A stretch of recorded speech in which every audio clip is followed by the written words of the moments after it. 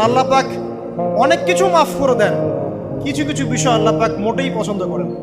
তার মধ্যে একটা হচ্ছে অহংকার, তার মধ্যে একটা হচ্ছে শিরক, তার মধ্যে একটা হচ্ছে অন্যের হক নষ্ট করা, তার মধ্যে একটা হচ্ছে আদম সন্তানকে হত্যা করা, তার মধ্যে একটা হচ্ছে বৃদ্ধ বয়সে ব্যভিচার করা, তার মধ্যে একটা হচ্ছে মুরতাদ হয়ে যাওয়া। ওই যে খ্রিস্টান হয়ে যাচ্ছেন না, খালি মরেন তারপর বুঝবেন, খালি মালাকুল মউত আসুক তারপর বুঝবেন।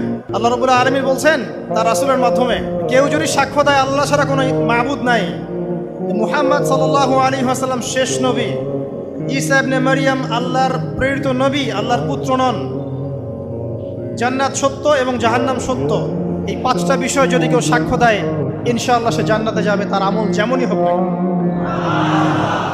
টাকার বিনিময়ে, চাকরির বিনিময়ে, সমাজসেবার নামে আর চিকিৎসার নামে ঈমান বিক্রি করে ফেললেন, সুবহানাল্লাহ সুবহানাল্লাহ।